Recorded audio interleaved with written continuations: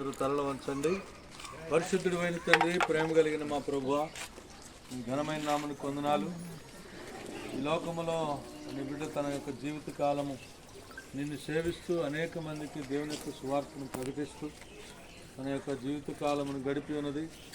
మరి ఈ సమయంలో నాయనా మరి యొక్క భూస్థాప కార్యక్రమానికి మేము వెళుతుండగా మీ సన్నిధి మాకు తోడుగా ఉంచి నడిపించమని ప్రార్థన చేస్తూ యేసు పరిశుద్ధ నామమున అడుగుచున్నాం తండ్రి. అంత్యదినమునందు దూత బూరనూదుచుండగా నిత్యవాసరంబు తెల్లవారగా రక్షణందుకొన్న వారి పేర్లు పిలుచుచుండగా నేను కూడా చేరియుందునచ్చట, నేను కూడా చేరియుందు, నేను కూడా చేరియుందు, నేను కూడా చేరియుందునచ్చట. క్రీస్తునందు మృతులైన వారు లేచి క్రీస్తుతో పాలు పొందునట్టియుదయంబున భక్తులార కూడి రండి అంచు పిల్చుచుండగా నేను కూడా చేరియుందు నచ్చట, నేను కూడా చేరియుందు, నేను కూడా చేరియుందు, నేను కూడా చేరియుందు నచ్చట. పులయలో నేను సంచరించినను ఈ ఆపాయమునకు భయపడినప్పుడు, ఈ మత్స్యమైనది అమర్త్యతను ధరించుకున్నప్పుడు విజయమందు మరణము మృంగివేయబడును అని రాయబడినటువంటి వాక్యము నెరవేరును. సహోదరులారా, నిరీక్షణ లేని ఇతరుల వరే తన బ్రతికినంత కాలం కూడా ఎప్పుడు బైబిల్ చేతిలోనే ఉండేది, ప్రార్థన చేసుకుంటూ ఉండేది, అనేకుల కొరకు ప్రార్థించేది. కాబట్టి మేము ఎప్పుడొచ్చినా సరే ఆమె ప్రార్థన చేస్తూ బైబిల్ చదువుతూ కనపడేది. కాబట్టి మొన్న మధ్య మేము వచ్చినప్పుడు కూడా ఆమె మమ్మల్ని చూసి ఏడ్చింది. ఎప్పుడు ఏడవదు, ధైర్యంతో ఉంటుంది. కానీ ఆమె గత 3 దినాల క్రితమే నేను వచ్చినప్పుడు ఆమె ఏడ్చింది. అప్పుడు నాకు అర్థమైంది ఈమె చివరి దినాలు సమీపమైనవి అని. కాబట్టి మరి ఈ లోకంలో తాను బ్రతికినంత కీర్తనగాను 10వ వచనం చదువుకుందాం. మా ఆయుష్కాలం 70 సంవత్సరములు, అధిక బలం ఉన్న ఎడల 80 సంవత్సరములు, అయినను వాటి వైభవము ఆయాసము దుఃఖమే, అది త్వరగా గతించును, మేము ఎగిరిపోవడము. కొన్నిట్లా భక్తుడైన మోషే గారు ప్రార్థన చేస్తూ ఉంటున్నాడు. దేవుని యొక్క పిల్లలమైన మనం, దేవుని నమ్మిన ప్రతి ఒక్కరం కూడా జ్ఞాపకం చేసుకోవాల్సింది ఒకటి ఉంది. ఇక్కడ మన ఆయుష్ దేవుడిచ్చింది 70 సంవత్సరాలేనంట. అధిక బలం ఉంటే 80. ఆ 10 సంవత్సరాలు ఏంటంటే మంచంలోనే ఆయుష్తో ఉంటారంట. చూడండి, ఆయా మందులు తినుకుంటూ మరి తల్లిగారు మరి ఎంతకాలం, ఎన్ని సంవత్సరాలు ఉందండి? 80 సంవత్సరాలు. అంటే దేవుడిచ్చిన ఆయుష్ దాటే ఉందని అనుకోవాలి. మనం కంప్లీట్ చేసింది కనుకనే 5 చదివారు. ఏమని చదివారు? నిరీక్షణ లేని ఇతరుల వల్లే మనం ఏం చేయకూడదు, దుఃఖించకూడదు. ఈ లోకంలో మనం కన్నీరు గారిస్తే ఆ కన్నీరు ఆమెని పరలోకానికి చేరనివ్వదంట. కనుకని ఎక్కడికి వెళ్ళిందాం అన్నది, ఎవరి పిలుపు అందుకుంది అన్నది ఇక్కడ మొదట్లో చూస్తాం.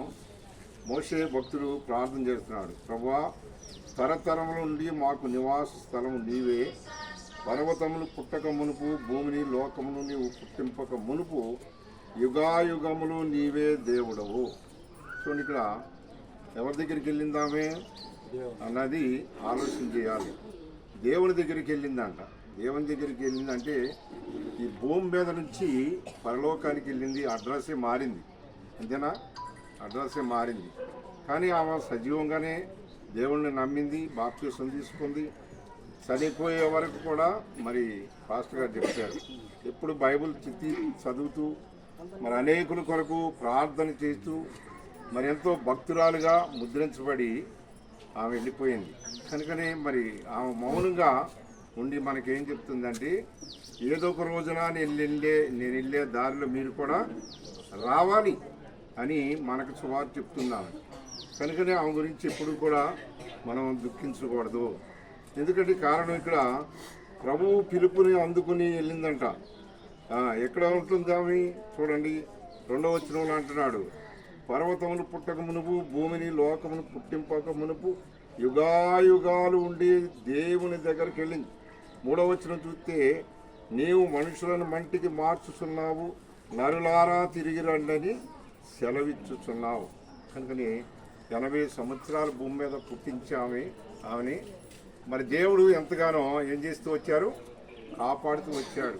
అంతేకాకుండా మరి తన బిడ్డలకు మరి ఎంతో మరి ఆదరణకి ఇంతవరకు ఉంది. కానీ ఒక మాట మనం గుర్తుపెట్టుకోవాలి. ఎందుకంటే ప్రభు ఈ లోకానికి వచ్చినప్పుడు ప్రభువునందు నిద్రించిన వారు మనకి టైం ఎక్కువ లేదు కాబట్టి, పైన వాతావరణం సరిలేదు కాబట్టి ఎక్కువ చెప్పలేకపోతున్నాం. కనుకని ఆయన వచ్చినప్పుడు ఈ లోకానికి తనతో పాటు ఏం చేస్తాడంటే ఆయన ఎంట పెట్టుకొస్తాడంట. మరి ఎంట పెట్టుకొచ్చి ఆమె కొరకు మనం ఏమాత్రం దుఃఖించవచ్చా? కనుకని ఏమాత్రం దుఃఖించి ఆమెను ఈ లోకంలోకి మళ్ళా రప్పించగలమా? చూడండి, ఇర్మియా భక్తుడు అంటాడు, వారు జన్మించిన స్థలానికి మళ్ళీ తిరిగి రారని ఉంది. కనుకని వెళ్ళాల్సిన చాటుకి వెళ్ళిపోయింది. అక్కడ సంవత్సరాలతో పరిమితి లేదు, యుగాయుగాలు ఉంటుంది అక్కడ. ఆయనతో పాటు ఈ లోకానికి మళ్ళీ తీసుకొస్తాడు ఆయన. కనుకని మరి మృతురాలని చెప్పి అనుకోవద్దు ఎవరు. కానీ బైబిల్ లెక్క ప్రకారం ఆమె ఏం చేస్తుంది, నిద్రించుచున్నది, నిద్రపోతుంది.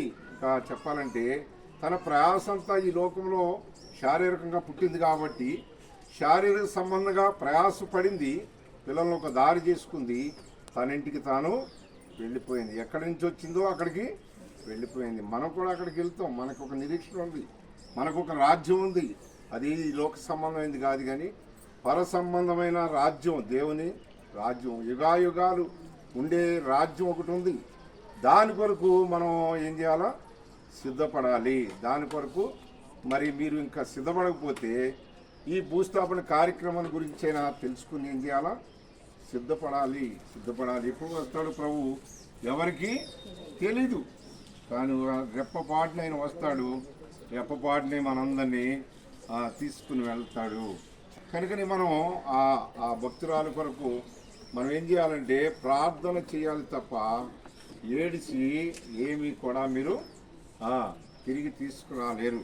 కనుకనే మనం దేవుని దగ్గర ఉండి ఆ కుమార్తెని మళ్ళా మనం ఒక రోజున ఏం చేస్తామంట చూస్తాం. కనుకనే మనం సంతోషంగా ఏం చేయాలని దేవుడు చెప్పినట్టుగా మొన్నైనది వెనకటి వలె మరలా భూమికి చేరును, ఆత్మ దాన్ని అనుగ్రహించిన దేవుని దగ్గరికి వెళ్ళిపోయింది. కనుక వెళ్ళిపోయిన ఆమె కొరకు మనం ప్రార్థన చేయాలి తప్ప ఆ ఆత్మను పరలోకానికి చేర్చుకుంటాడు దేవుడు, ఆయన దగ్గర ఉంచుకుంటాడు. కనుకని ఆమె కొరకు మరియమ్మ గారు అన్న పేరు, ఆమె కొరకు ప్రార్థన చేయాలి తప్ప మనం ఏమాత్రం మణిమాల కనుక మణిమాల కొరకు ప్రార్థన చేయటమే తప్ప ఎవరు కూడా దుఃఖించవద్దు. సంతోషంగా తీసుకెళ్లి కార్యక్రమం చేద్దాం. దేవుడు మనందరినీ కూడా మరి ఆయన బిడ్డలుగా ముద్రించాడు కనుక ఒక నిరీక్షణ కలిగి ఉందాం. దేవుడి మాటలు దీవించంగా ప్రార్థన చేసుకుందాం.